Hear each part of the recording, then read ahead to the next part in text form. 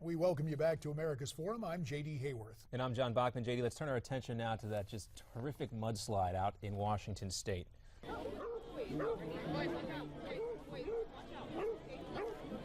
Last night, a vigil held in Arlington, Washington, as residents paused to remember those either dead or still missing following Saturday's massive mudslide.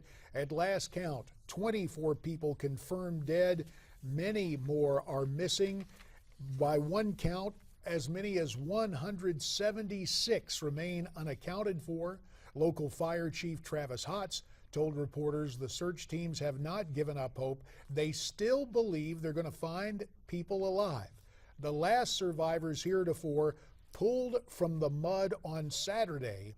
As many as 200 search and rescue workers aided by dogs, helicopters, laser imaging, and excavation equipment have continued to search, posing only for darkness. The search and rescue operation further complicated by more heavy rain as workers were forced to contend with yet more mud, upturned nails, wreckage, and deep pits of water. You see those images, still so striking, still so utterly unbelievable that something like this could happen. Yeah, we're joined right now by KOMO Radio's Jon Repp, who's with us now reporting from the area in Washington State. John, welcome back to the show. Hey, thank you. John, you were with us yesterday, and obviously there was still some hope. We talked about so many subjects. I guess you're just in a unique position to be able to bring us up to date. What is the latest there from the scene? Well, the numbers that you mentioned have not changed at this point. You still have 24 people overall confirmed dead, where you have some bodies that have not been actually recovered, but rescue workers are there still. There is actually, what we're seeing today is we're seeing a lot more help that is arriving. You have some volunteers who were turned away, basically being told, hey, let's leave this to the professionals. And they are actually loggers. They know the area. They have loved ones who are likely buried there, and they have actually been incorporated into that search effort under the direction of the fire department. You have the National Guard on the west side of this slide. You have state resources on the east side, and they've set up a grid system where they are methodically going through this area.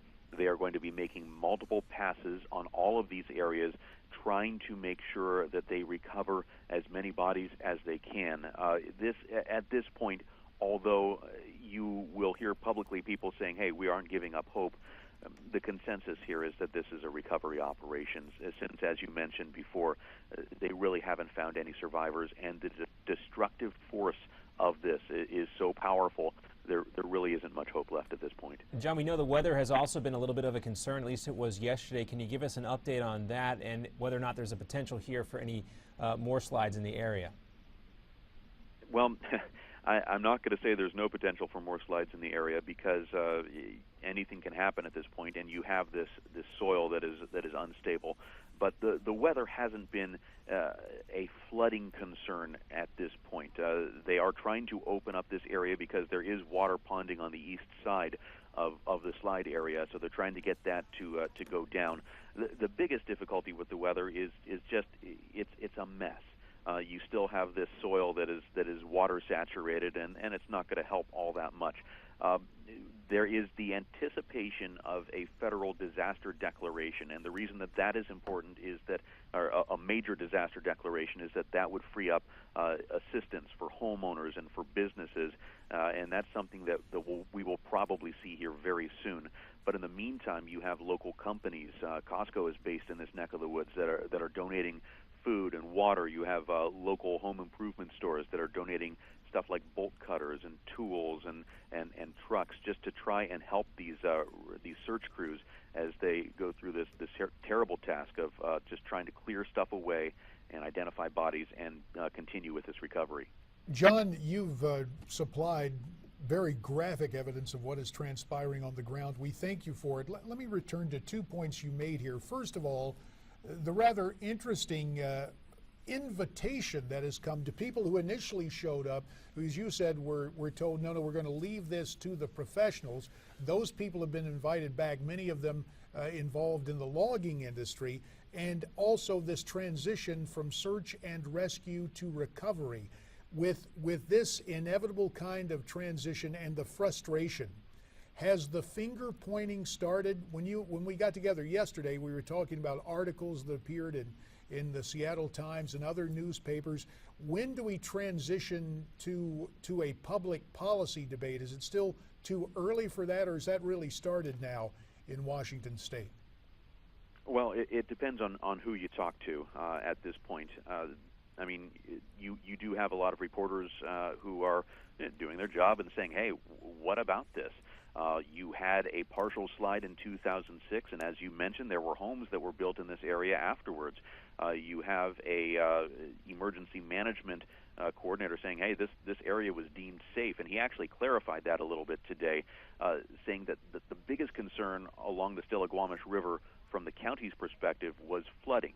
This river routinely floods, and they made some improvements as far as trying to improve drainage and planting some native vegetation, and in their minds that was deemed safe from a flooding perspective and from a surface landslide perspective. As you can see from the aerial pictures, this was not a surface landslide. This was a whole hillside giving way, a big chunk of earth just sliding down. So his take on this was nobody could have really braced for something like this unless you go back thousands and thousands of years. And where are you going to draw the line on what's safe? I was talking with another colleague who said, on the East Coast, they have hurricanes that come through all the time on the coast, and people build and rebuild and rebuild. So what is the role of government as far as saying what is permissible and what is not? So you do have that debate going on right now. John, I want to talk a little bit about that federal emergency declaration that is still being waited on right now. Is there some frustration that it hasn't been issued already? Well, there's a little bit of frustration. I mean, you have people who are going without sleep and who are displaced and would like that aid to be there yesterday. But this is a process, and it does take time.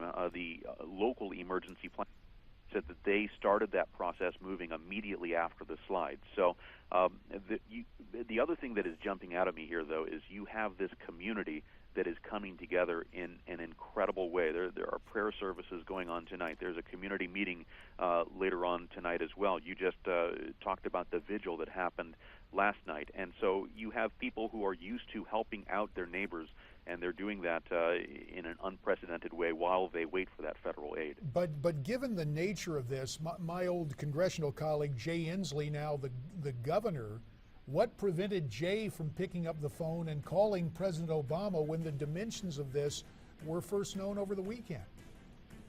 Well, he did. That was my understanding, and he heard back from the president.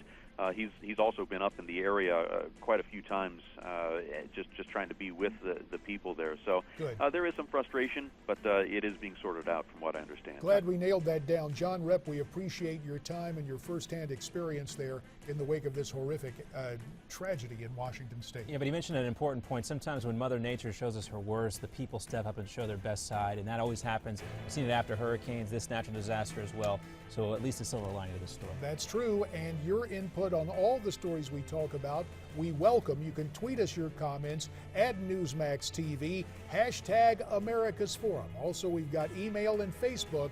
There is more to come. Stay